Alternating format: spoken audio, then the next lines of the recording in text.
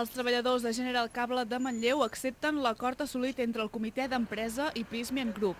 Va ser durant l'assemblea celebrada el divendres a la planta, on 328 persones van votar a favor, 5 es van abstenir i cap va votar en contra. Tot i que haguessin preferit poder mantenir les instal·lacions de Manlleu i Montcada obertes, creuen que l'acord és acceptable. Ha estat molt complicat. Fins a l'últim moment estava tot molt verd, pensàvem que no arribaríem a un acord. I abans ho comentaven, el fet que despedeixin 500 persones i tanquin dues plantes, per molt bo que sigui l'acord, mai és suficient. És acceptable i pot mitigar molts despidos, amb recol·locacions, amb reindustrialització, la gent que surti indemnitzada, que pugui sortir amb una tranquil·litat de dir, bueno, durant un temps no haig de córrer a buscar una altra feina. Però no ha estat gens fàcil. L'acord preveu diversos punts, entre els quals les prejubilacions. Està previst que la planta de Montcada tanqui a finals del 2020 i la de Manlleu a finals del 2021.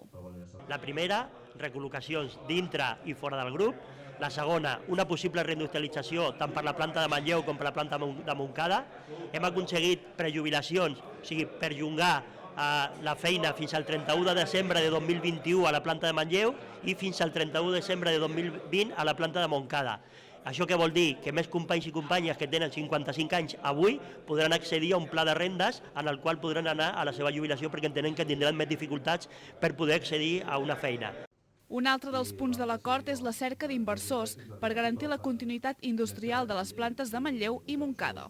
Per la informació que tenim que van donar dintre del període de consultes, van dir que hi havia 3 empreses interessades per la planta de Montcada i 2 empreses interessades per la planta de Manlleu.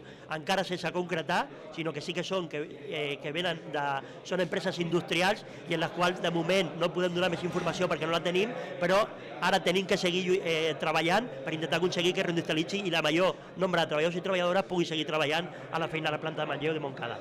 L'acord també preveu indemnitzacions per als menors de 57 anys, que són de 50 dies per any treballat, amb un màxim de 42 mensualitats.